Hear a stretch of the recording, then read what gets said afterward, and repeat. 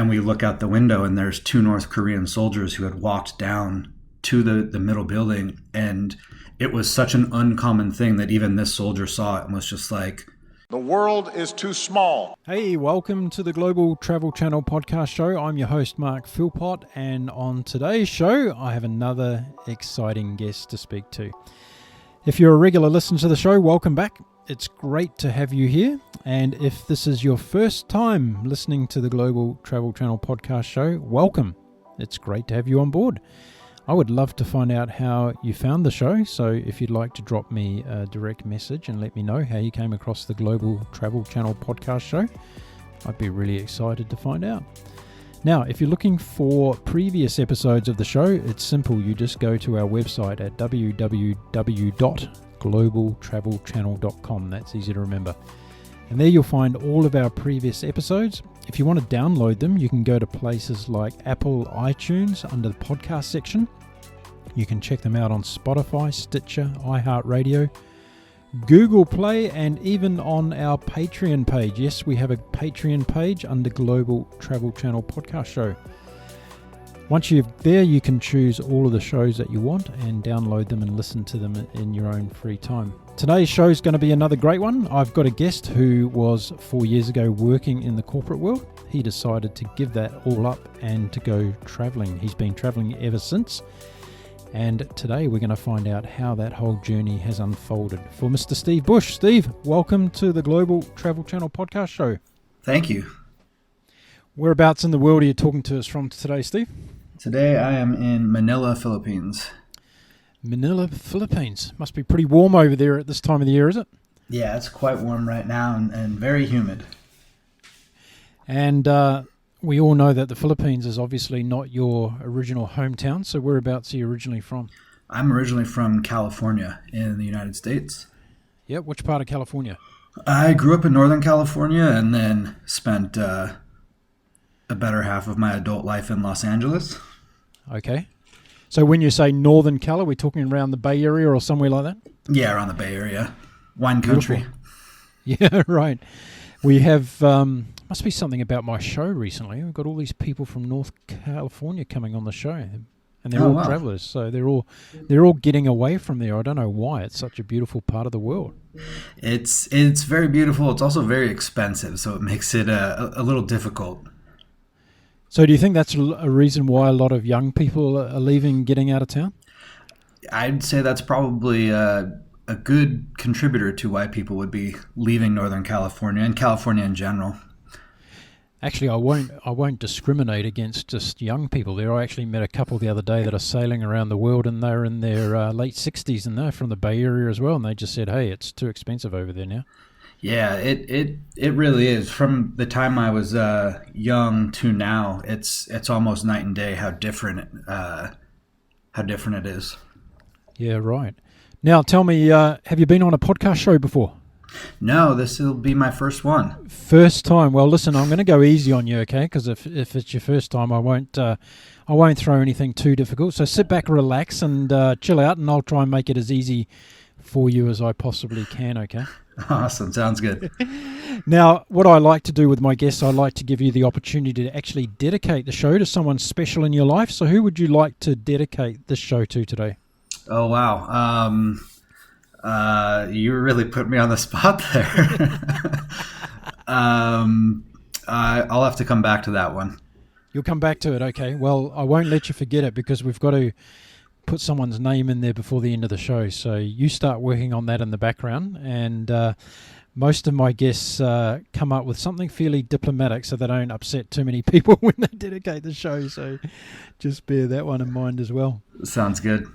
Now, in the last few years, you've been visiting 6 continents and you've traveled to over 40 countries. Your website's called stevesnotlost.com, and I'm going to put all the details on how people can get in touch and follow your journey in the show notes today. So hopefully we can drum up some more followers for you around the world.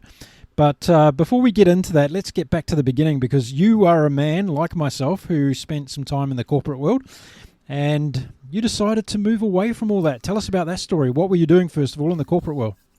So I was working in entertainment marketing I was at a boutique agency, and kind of just in that grind that you hear so often about when people say they left the corporate world. I was long commute to and from work and just grinding it out day after day. In Los Angeles, rent's high, everything's expensive. So really just working to pay the bills, and was at, a really, what people would consider like a successful point. And I just wasn't stoked on life. It wasn't awesome. And so I just, kind of decided that I was done. And I started selling and giving away all of my stuff, and started telling everyone that I was leaving, and no one believed me. Didn't really have a plan. All I knew was that I needed to change, and I just kind of started doing it. And it was a real 180 for me and my life and the way I lived. It was a huge change. And I started telling like all the people that I was working with, and a lot of people were like, well, we still want to work with you. We can't let you go. And so a few of the people that I was working with, I just started kind of working out a remote situation. So even today, I still do consulting with a few of those companies, and along with more brands and more companies that I do consulting for now. But it really helped me get rid of that fear of like, oh my gosh, what's going to happen? Like, I don't know if I'm going to be able to financially handle this. And it took away a lot of that like risk. It's kind of like a safety net. So that really allowed me to take this journey without too much of a fear. That's really interesting. So you actually had clients that were using your services that kind of stuck by you, and despite your dream of wanting to go off, did you always have it in the back of your mind that travel was going to be the thing that you were going to do, or were you actually looking at potentially doing some other kind of work, or it was a travel solution, was it, to your corporate headache? I didn't really have a plan. I knew that the only thing I did know was where I was at wasn't working for me anymore. So I had a good friend of mine, maybe someone that I should dedicate this to, who told me that I needed to get out of LA. And then his next suggestion was, because when we were younger, he had lived in China for a while, and that kind of helped him learn business, and he started his own company. Now he's very successful, and it all really started around the time that he left the US and lived in China. And now he's got global business offices all over the world.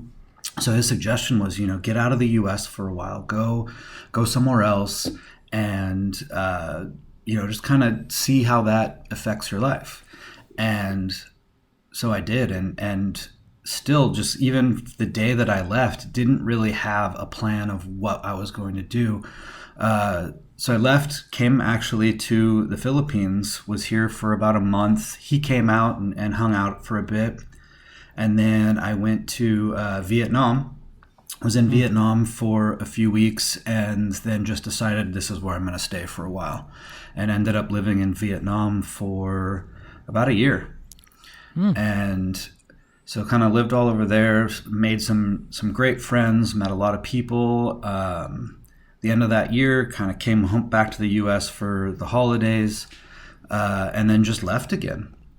And then did some traveling all around Asia, around Europe. Really didn't have much of a home base, and from there have really just been very nomadic and living my life out of a suitcase, which contains pretty much everything I own. Okay, let's back up a bit, because there's a lot there to digest, and a few questions that have come out of it. First of all, I think you're right. I think you need to dedicate the show to that particular gentleman. What was his name? Andy Fox. Andy Fox. Okay, well, Andy, this show is dedicated to you from Steve, and it sounds to me as though Andy was one of the main catalysts to get you going and getting you on this trip. So I think that's a pretty fine dedication. So, Andy, I hope you enjoy the show. And it's all up to Steve now. No pressure, Steve. Anyway. So let's go back to that time, because I'm really interested, and I get a lot of people sending me emails who listen to the show, because I have a lot of guests who go through the similar thing to what you've done in terms of this major life-changing decision, and it involves and revolves around travel. And a lot of people kind of are sitting there at the moment in their cubicles and their glass offices, and they're on the abyss of saying, look, there's more to life than this, and I love traveling and I want to go and do it, but there's something stopping me from taking that first step. So can you walk us through kind of the process that you went through? Even though you said you didn't know where you were going to go, you must have had an inclination on how long it was going to take you to make the decision. So when you decided that you wanted out of that world, how long did it actually take you to decide and actually move on and leave the job? So I made the decision in, I think it was October, and I ended up leaving the United States at the beginning of February. So not long, just a few months to kind of wrap everything up, sell and give away all of my stuff. I left my office job at the beginning of that January. So, it really happened fast. Once I made the decision, I knew that if I kind of sat around and thought about it too much, I would change my mind, or I would talk myself out of it, or, any of those things that get in your own way. So, I think one of the biggest things that really helped propel me towards that goal was just starting to get rid of all of my things. And I think one of the things that I remember being like an important thing was once my bed was gone, like, because that's something that's like a big thing to have to replace. If you're kind of like, no, you can buy another blender, that's not tough. But the bed was just kind of like, once that thing was gone, and I was crashing on my buddy's couch, and I was really like, all right, this is it. Like, I'm not buying another bed. That's a fantastic one. I haven't come across anybody saying that yet. So there you go. If you're out there and you're listening, and you want to propel yourself into a world of travel, sell your bed, because that's going to be the instigator to get you moving. I think that's a fantastic one. Get rid of your bed, yeah. There could be even a show around that. Get rid of your bed show. Okay, so you got rid of your bed and you're really at the defining moment. What were people in your life saying about this decision that you were making? So how were friends and family members taking this news that you were going to quit your job and go off and travel the world? I had a lot of friends who really just didn't believe it. They were like, oh, this is just another silly idea that you've come up with, or more of your hijinks. I told my mom. My mom's a bit of a traveler, so she thought it was a great idea. The rest of my family kind of, sounds good. I think a lot of people, when you talk about leaving for good, and you're not even just like, oh, I'm going to go travel for a few months, or, I'm going to go on a sabbatical.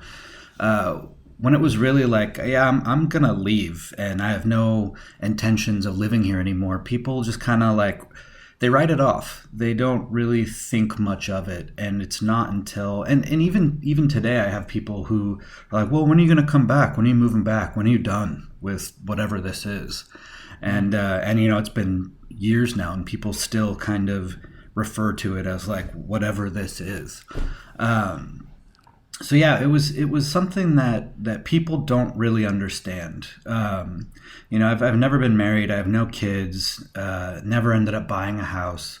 So all of my friends who have all of those things, they can't really understand it. They can't fathom. Like they can barely even go on a 1 week vacation, let alone make such a huge change to their lives. So I've got a lot of people who either don't get it or don't like it, or I've got friends and who tell me that you're living the dream. And that was one of the things that I still have trouble wrapping my head around too, because really anyone can do this. It's not as difficult as it seems, but you really have to you got to dive in.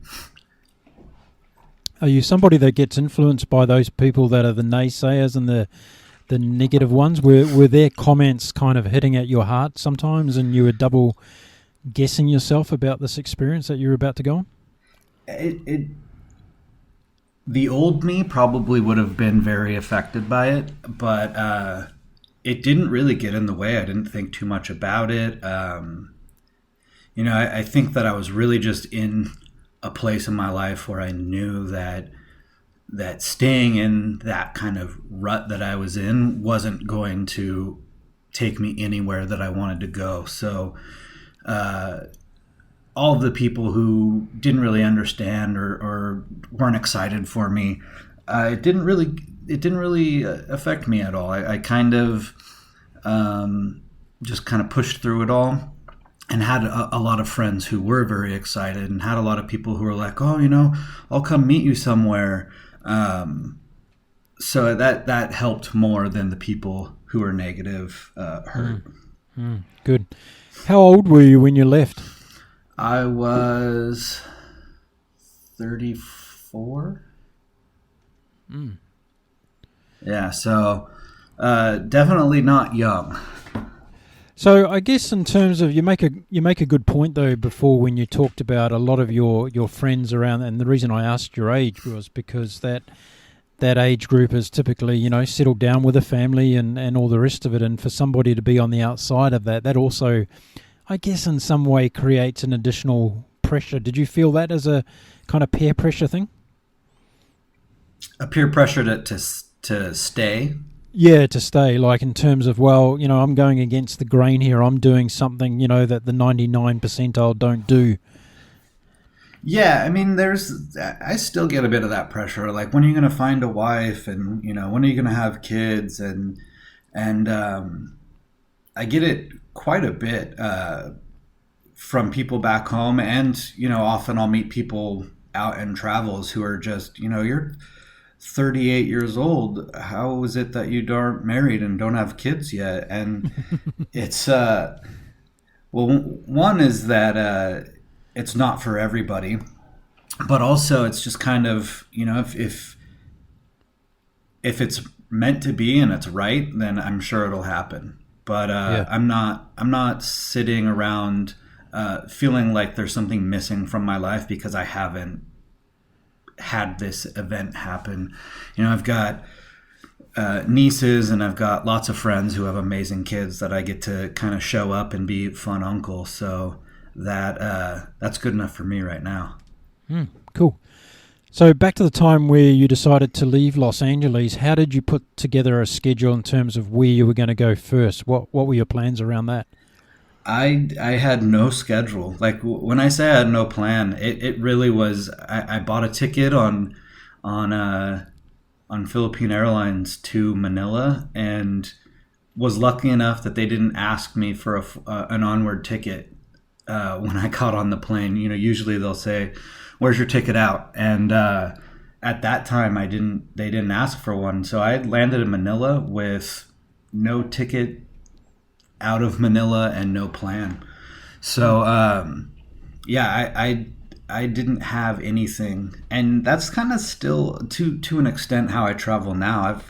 I've got a couple of months planned, but no real this is where I'm going to be when. So I often tell friends too, like, if you want to go anywhere in the world, just let me know, because I can get there. I don't have anywhere that I have to be.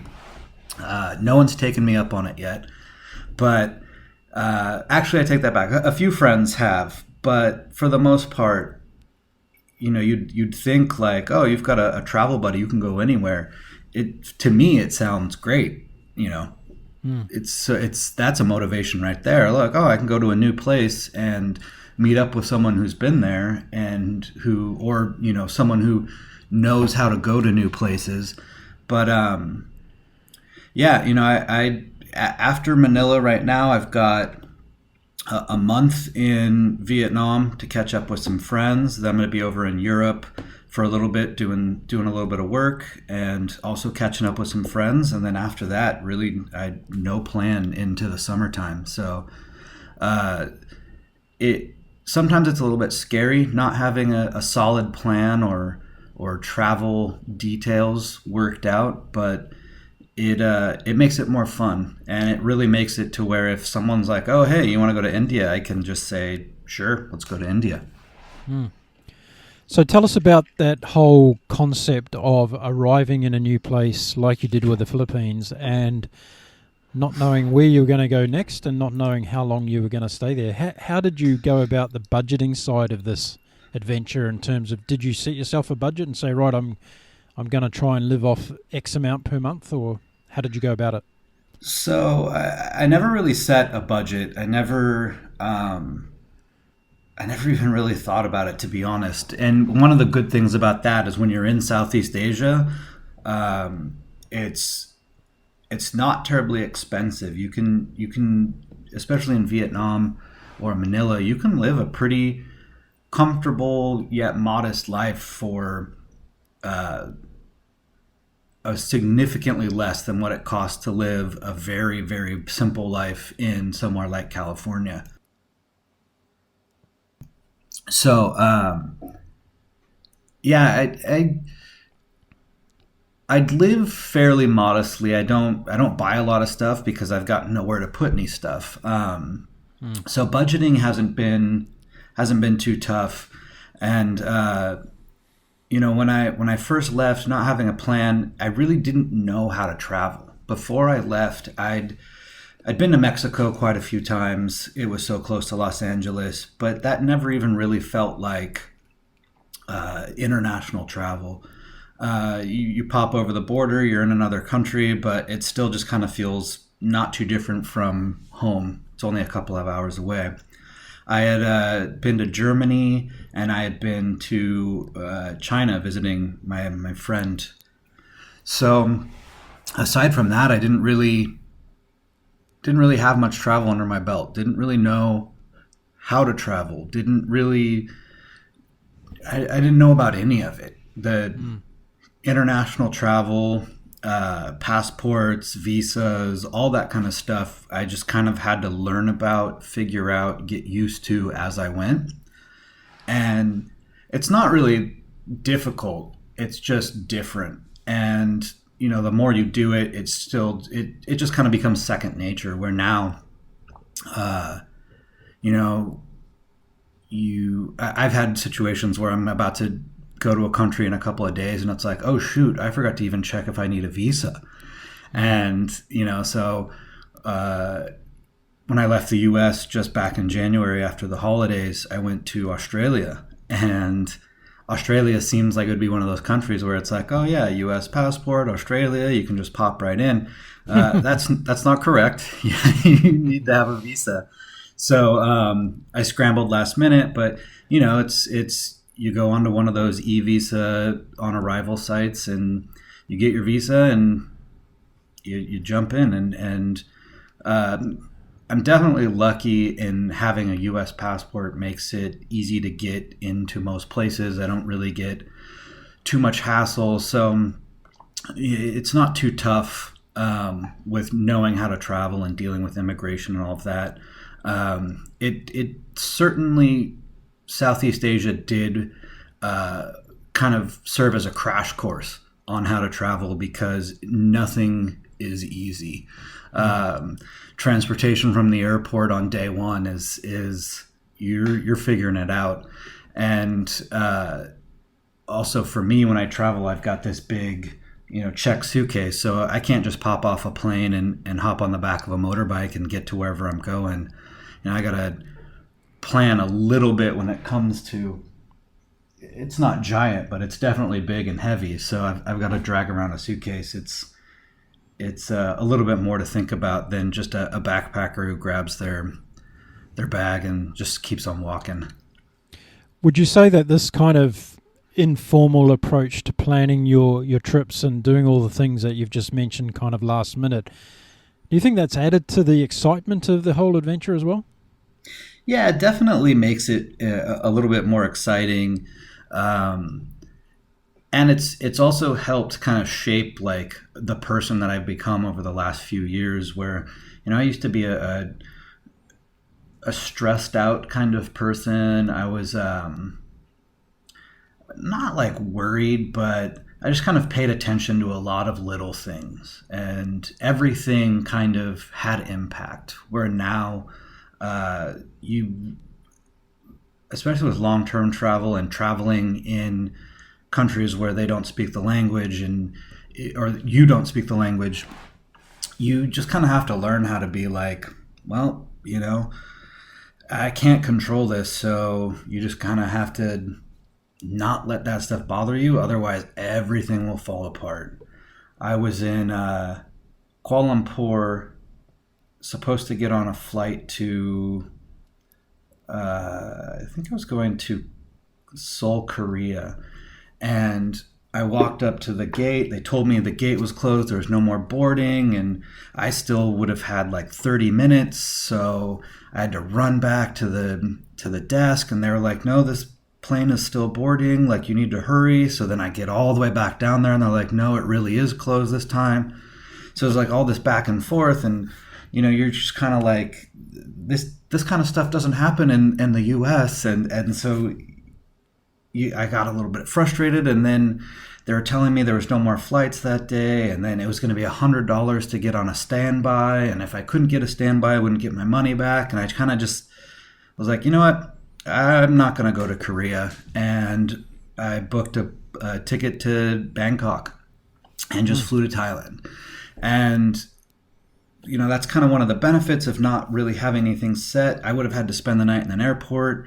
I got to Thailand in a few hours, had an Airbnb booked in that same amount of time, and was eating mango sticky rice by bedtime. So it was, you make those little pivots, and the old me would have just not been able to handle it. I would have been cussing at people and kicking things, and my whole world would have fallen apart.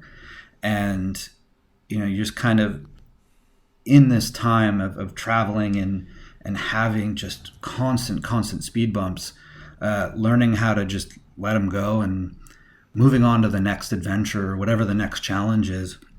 I booked my ticket to Sydney before the fires had started. So I kind of was thrown right into the middle of the fire. Luckily, Sydney wasn't too affected with these fires in Australia, but it was really difficult to show up in this place where everyone else is focused on this different thing, and you're showing up like, hey, I'm here. And then it's like, oh, shoot. So, I had that. And then all of a sudden, the day that I'm supposed to fly from Sydney to Manila, there's a volcano that erupts. And then I'm in Manila right now, and there's the coronavirus. And so that's something that I have to have in the back of my mind is, where's the hospital if for some, unfortunate turn of events I get sick? Like, how am I going to handle that? So, you can't sit around and dwell too much on all these things because it'll ruin everything. But you still have to kind of have that in the back of your head, like, what's going to happen if this, or what's going to happen if that, which, the old me would have freaked out. I got to get back to the US so I have a straight line into a hospital where I speak the same language, and, everything will be okay. And, kind of getting over that. And now I know, like, if I'm in Vietnam and I do have to go to the hospital and they don't speak English, everything still will be okay. Like, none of this is the end of the world. So really it's, not letting all of that stuff get in the way of living life. How long did it take you to go through that, let's call it a detox process of coming out of your old life and feeling comfortable with your day-to-day experiences and surroundings in your new life? Was it something that happened quite quickly for you, or did it take a year or so, or how long was that time frame? Well, I started to feel the effects of it immediately. That first day in Manila where I'm not sitting in traffic on the way to the office. You feel that day one, minute one. It comes immediately, and then everything else kind of came over time. The getting good at traveling took about a year, maybe a year and a half. And then the just kind of learning how to go with the flow. I'm still working on it. It definitely takes time. It doesn't come fast. Letting go of all the little stuff, getting used to not having all of the creature comforts that you're used to when you live at home. And oh, I want to have a smoothie for breakfast today. Everything is available to you. You can have a smoothie for breakfast with very little effort. So things like that you no longer have when you travel, you notice that quite a bit. Even still, I notice it where I'm like, man, it would just be so easy if I could just run down to the market and get this. Or, I don't do a lot of cooking at home. So the challenges of trying to find somewhat healthy food in a new place is a little bit difficult. But, you just get used to that. It does take a little bit of time, but it's like the least of your worries. Like if that's the only trouble that I have, I think I'm in a pretty good place. Why did you choose to travel alone and not do this adventure with somebody else? Nobody else wanted to do this adventure with me. So you openly asked friends and people to see if they would go with you? I didn't really tell anyone like I'm doing this, you should come. Because I really knew no one would want to drop everything and do the same kind of adventure. But no, I didn't even really think of that. I knew that when I initially left, I was doing it for myself and because I needed to have these changes in my life. And I think that if people aren't really ready, there's no forcing it. I smoked for many, many years and then kind of woke up one day and was like, I don't want to smoke anymore. And then I stopped. And, I never smoked again since then. It's been 12 years. But I had tried to quit smoking many, many times and it never worked. And I have a lot of friends who try to quit smoking and it never works because you really just have to be in that mindset where it's like, this is now what I'm going to do. There's no more like, half-hearted tries or, I'm going to do this. And then a week later, you're like, this is too hard. I'm going to give up. Like you have to be ready to really be committed to it. And I think that when I had left the U.S., I was very committed.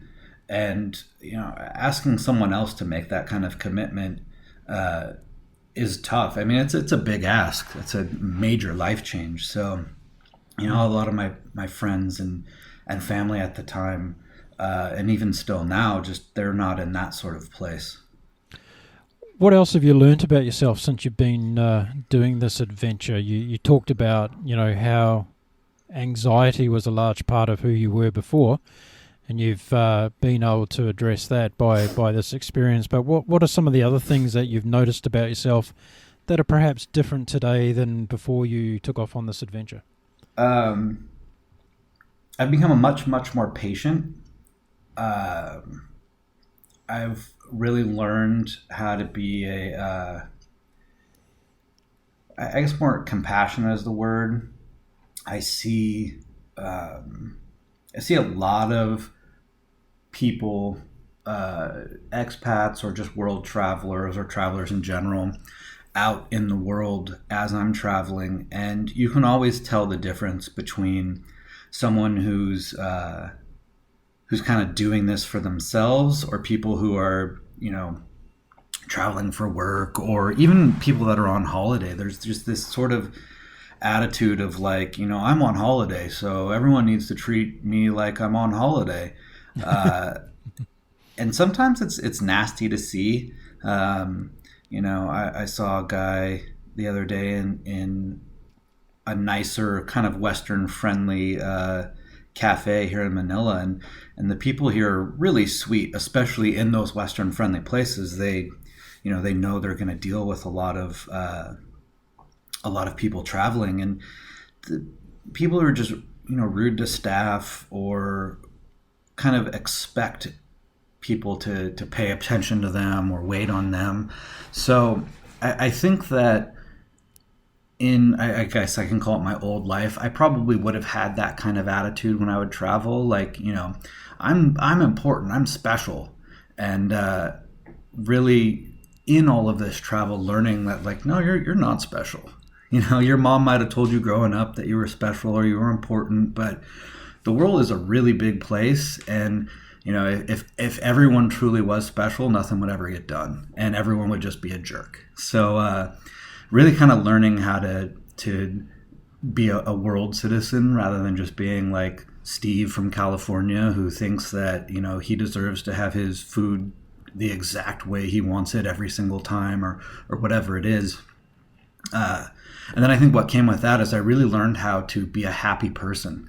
I think we all in our heads think we know what being happy is, but once I left the US and spent time in third world countries and have seen how other people live and, realizing how lucky I am and how lucky I was before, but how lucky I am now, has made it really easy to just be a happy person. And I think that's also helped kind of shape the person who doesn't let little things get to them.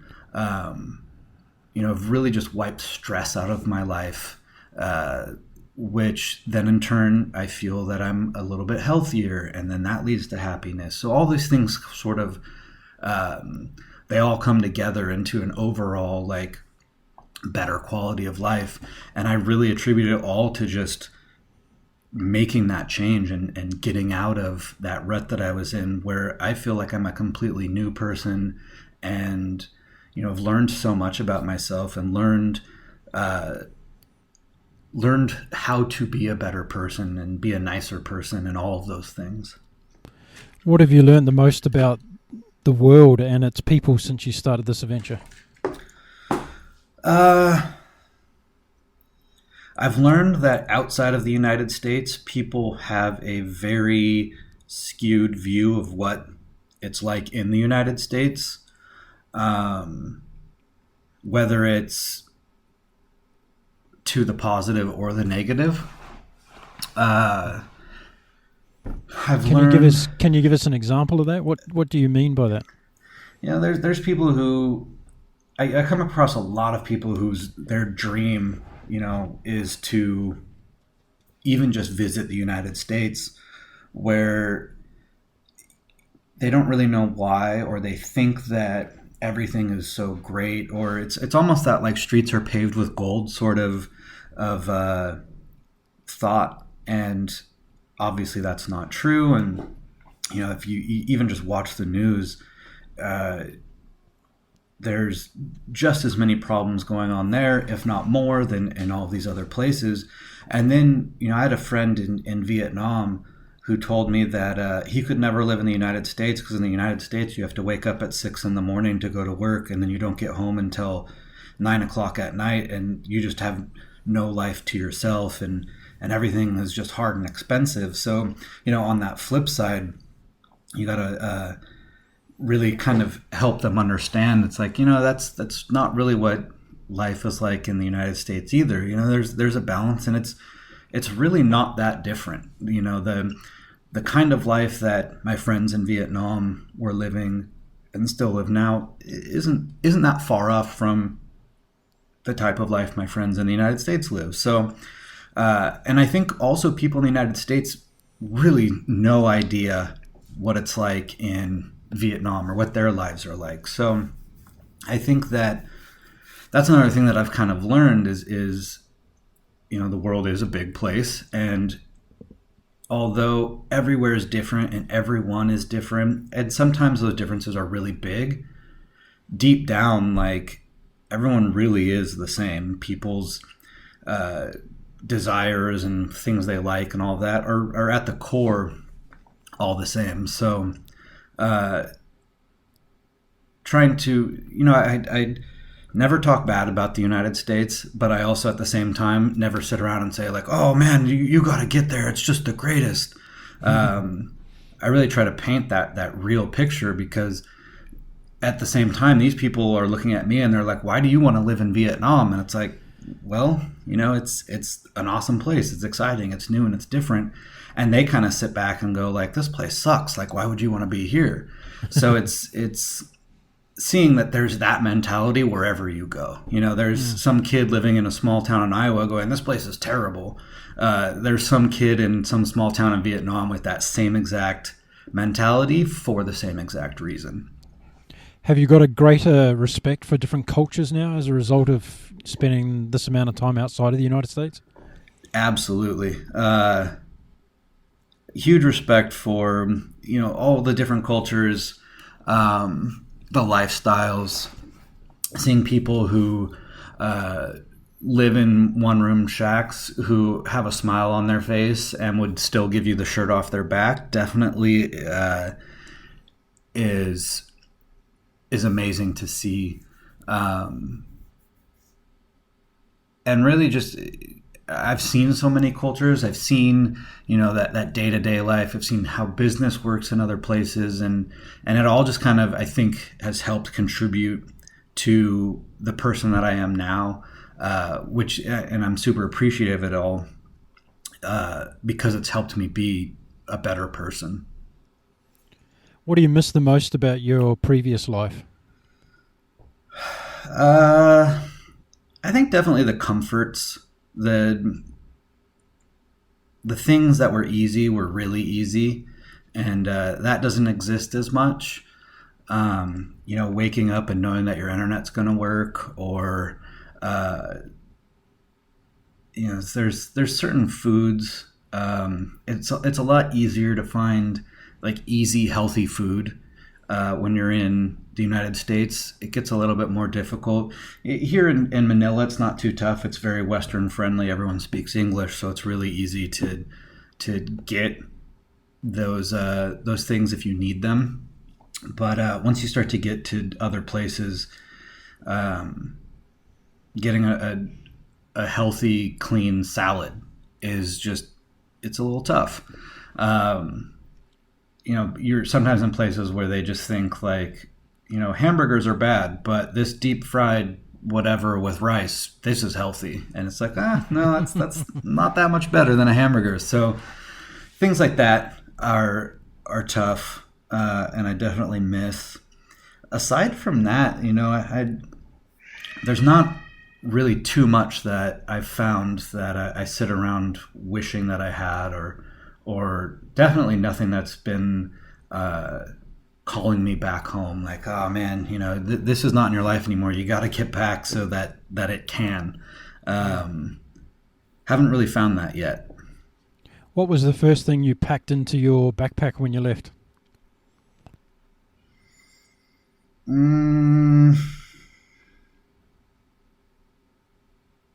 don't remember. I've got I try to keep things. Is there something there now that you can't live without, that you've realized after these years on the road? There's a few like simple things. Like every time I leave the United States, I make sure I got a few things of deodorant, my favorite toothpaste, face wash, things like that, where I know that there's some places I'll go that I won't be able to get them, especially deodorant. That one's a tough one. And then, being on the road full time and traveling around a lot, I've got to have winter clothes, summer clothes, and then somewhere in the middle, all packed into one suitcase. So really finding that balance and making sure you've got enough pairs of underwear, and then a couple pairs of shorts, and then a big jacket for when you're in Scandinavia in the wintertime, because you got to have that. And then other than that, in my backpack, I've got camera equipment. I really think I could probably leave everything else behind as long as I had a camera. Now, I'm not going to ask you where your favourite destinations have been so far, because I thought that would be too easy. So I'm going to ask you to share with us a couple of your most unforgettable experiences since you've been travelling. When I was in Seoul, I went to the demilitarized zone between North and South Korea. And when you're at the DMZ, there's this little building that sits half on one side and half on the other side. And when you're on the U.S. side, there's the South Korean side, there's U.S. soldier there. And, he's telling us about everything. And then there's the Korean soldiers, South Korean soldiers. And, they tell you about North Korea and how they never see anyone. There's just one guy who stands there. And so they let you go into this little building that's halfway on either side. And you can cross the line and technically be standing in North Korea. And so I was in a group, there's probably like 8 of us. And there was a Korean soldier and a U.S. soldier. So we're there. You got a couple of minutes and then they make you leave. And, I was standing on the other side and just kind of like, I've always been super curious about North Korea. I think mostly because we just really don't know very much about it. And was standing there and everyone was kind of piling out. And the U.S. soldier came and kind of like tapped me on the shoulder. And he's like, all right, man, we got to get going. So I turned around to come back and he stops in his tracks and he's like, whoa. I was like, oh, what? And we look out the window and there's 2 North Korean soldiers who had walked down to the middle building. And it was such an uncommon thing that even this soldier saw it and was just like, taken aback by it. And I'm standing there like, and they're both just staring at me. And you start to think like, what is this guy thinking? Like, what's going through his mind? Is it either like, I hate this person so much, like I wish I could kill them? Or is it, he's thinking the same thing. Like, I want to leave. I wonder what this person's life is like. But yeah, for that brief moment, just standing there, like looking at this North Korean soldier, was definitely an experience that I think that is somewhat rare. And it was very interesting. And I think about it quite a bit. And I have a photo and sometimes I look at this photo of the soldier and just kind of like sit and wonder, like, what is this person's life like? I when I landed in Tokyo, I got searched. I think I have a lot of tattoos and I had a lot of stamps in my passport at that time. And so they stopped me and searched me and basically, and I'd never experienced this before, took every single item out of my backpack and out of my suitcase and went through it down to like unrolling every single one of my socks. I was there for about 3 hours and they went through and touched and turned out every pocket, unzipped my suitcase and went all through the liner. That was, and I didn't have anything, so I just kind of sat back and watched this process. But that was a very interesting, like, wondering what it was that they were looking for and like what it was about me that they thought that they had to go through everything. Yeah. And at the end of it, they start to kind of put everything back very haphazardly, and then they just said thank you and then walked out with no explanation or no anything. And so that was definitely like an interesting experience, and wondering like, did maybe something accidentally fall in my suitcase? Like, uh-oh. No, those are 2 great things that you've just shared with us there. Where haven't you been yet that you really want to visit? What's on the bucket list? I want to go to India for sure. I love Indian food. I love Indian people. I have some Indian friends. I even have some family-in-law in India. So I'd love to get over there. I feel like it would be just a fun, new, different experience. I'd love to go to Russia. I think right now might not be the best time to go to Russia, but like North Korea, I'm just very curious about it. I think that we're, being from the U.S., we're told a very one-sided view of a lot of places, and so I kind of feel like my idea of what Russia is not what it's actually like. So Well, I was going to say you better hurry up and go to Russia because, and I say this tongue in cheek, that there's another U.S. election coming up this year, and the Russians are going to be busy again. Yeah, they're yeah. That's why I'm saying it might not be too soon on the bucket list. That might have to wait a while. Yeah, and then other than that, I'd love to get to more places in Africa. I've only been to Morocco, so it kind of counts. It's definitely on the continent of Africa, but it's definitely culturally different.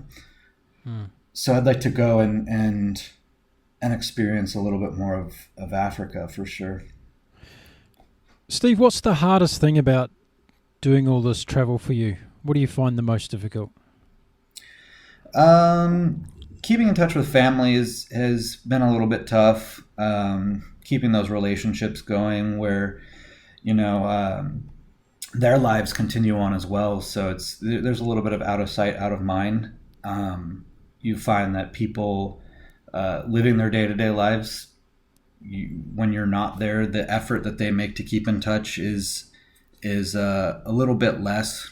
So maintaining those relationships,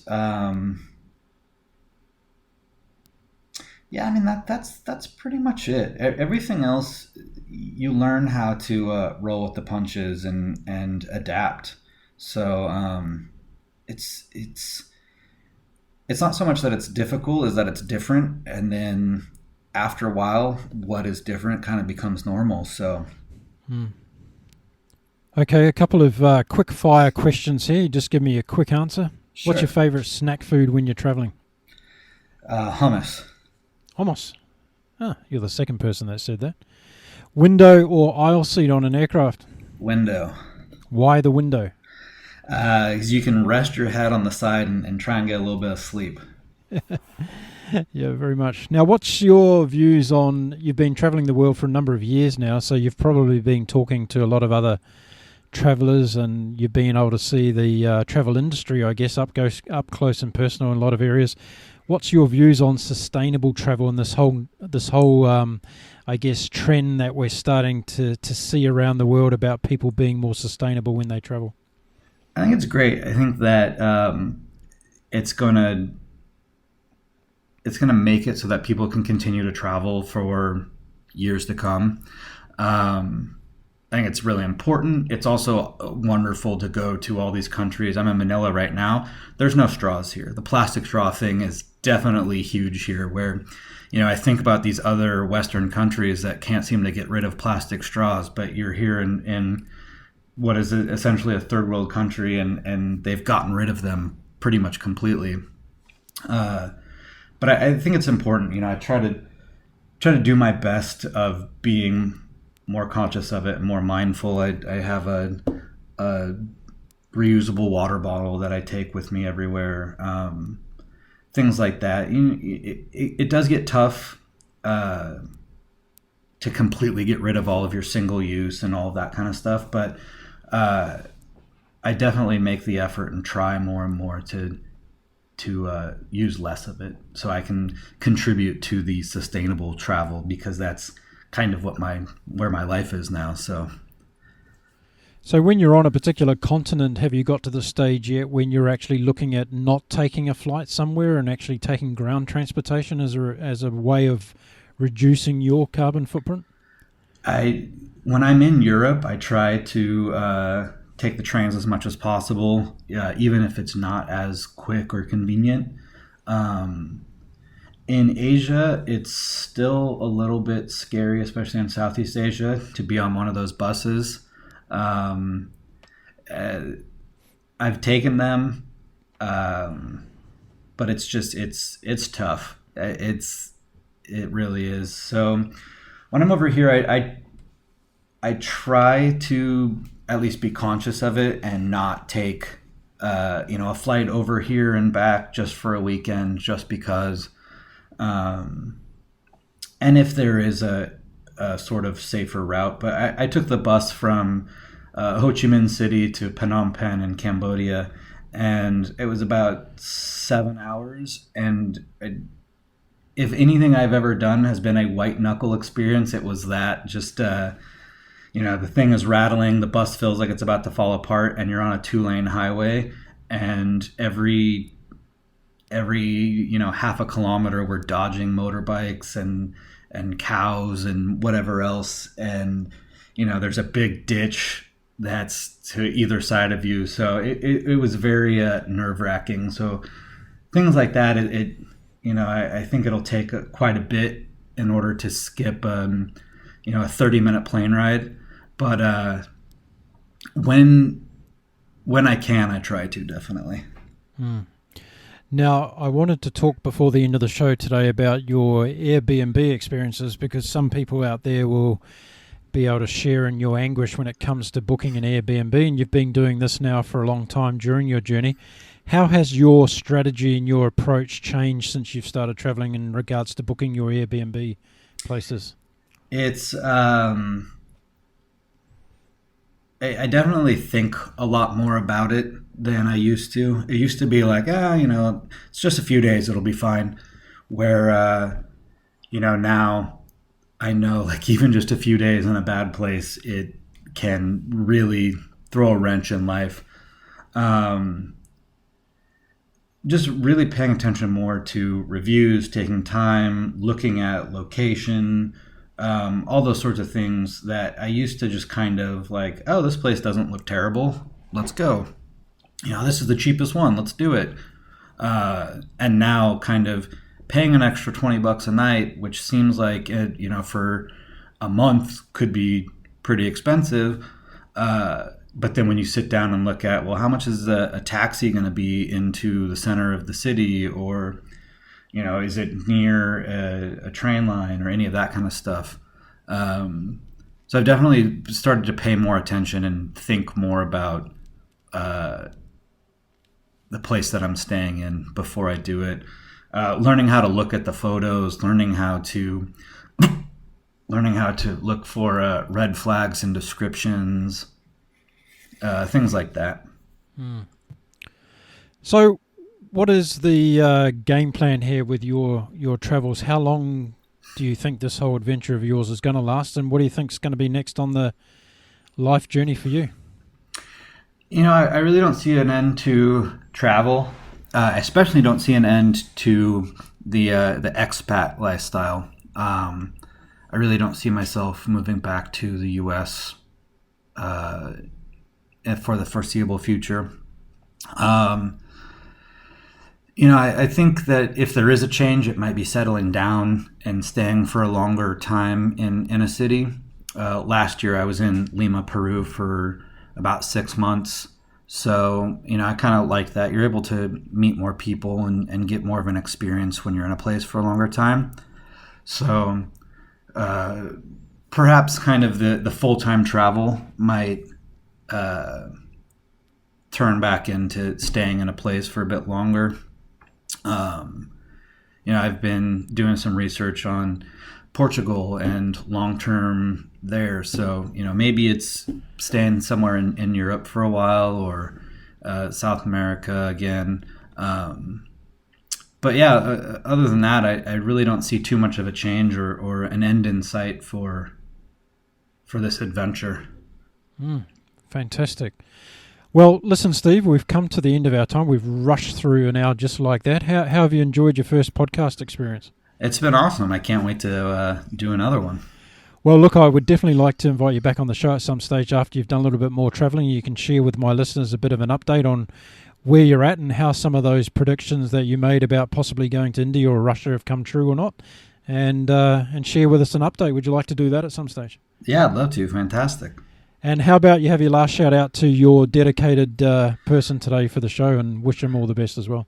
Yeah, Andy Fox. I'll actually be seeing him here in a few weeks over in Vietnam. So, but yeah, I really owe a lot of that extra push of getting me out of the U.S. to him. So what would your last piece of advice be to someone listening to the show today who's thinking about taking on a world of travel and they're just not quite over the starting line yet? What would your number one piece of advice be to them? You just got to just jump in feet first. It'll change your life for the better. You'll kind of learn so much about yourself that you just got to do it. You got to stop thinking about all the things that could go wrong or all the things that are in the way, and know that you can figure it out. And it's you just have to do it. You got to leave and get out there. Fantastic way to finish. Look, I've just got to say one thing before we finish the show today. I've never done this before. I'm going to make a dedication on the show today, and that's going to be dedicating this particular episode to Kobe Bryant from the Los Angeles Lakers, who we lost overnight. Him and his daughter were tragically killed, along with I think about 5 other people, in a helicopter crash in California. And I know there's a lot of people around the world that have been severely affected by that today. A master sportsman, but also a great guy who did a lot of things off the basketball court to make the world a better place. So just a shout out to everybody that's been touched by the tragic news today of Kobe Bryant's passing around the world. But Steve, on a happier note, I'm going to say thank you very much for coming on to the Global Travel Channel podcast show. It's been an absolute treat having you on the show, and as I said a little bit earlier, I'd love to have you back at some stage in the future. Yeah, absolutely, and thanks again for having me. That was Steve Busch, originally from California in the United States, talking to me from Manila in the Philippines today as he continues his multi-year global travel adventure. And I'm sure you'll all be inspired by Steve's very simplistic yet direct approach to leaving behind the corporate world and getting out there with a backpack on and essentially changing his life. So if you're sitting on the peripheral and you're thinking about changing your life, maybe something's come out of this episode today for you to grapple onto and make that decision come true. Okay, well, that was the latest in the episodes on the Global Travel Channel. If you're looking for some of our previous episodes, all you have to do is head over to the website at www.globaltravelchannel.com. Or if you want to download our episodes, you can go to places like Apple iTunes under the podcast section. You can go to Stitcher, Spotify, Google Play, iHeartRadio. There's a host of locations that are all listed there on our website. And if you check out our Patreon page, you can get exclusive access to our video content as well about what goes on behind the scenes of making this podcast show. Okay, well, if you like our content enough to tell somebody else about it, please share it with your friends, family, or even your work colleagues. Tell them about the Global Travel Channel podcast. We're trying to get as many people across the world listening to our show. We're already downloaded in 90 countries around the world, and we're trying to get up there to the big 100. So any help you can give us would be greatly appreciated. Okay, that's it for this particular episode. Don't forget, this episode's dedicated to all those people around the world who loved Kobe Bryant, the basketball player from the Los Angeles Lakers, who unfortunately, along with his daughter and some friends today, died in a horrific helicopter accident in the United States. And the world has now lost one of its greatest sporting stars, but also a very good human being. So without any further ado, I would like to say my name is Mark Philpott, and until we meet next time on the Global Travel Channel podcast show, I would like to wish you all a happy and safe bon voyage.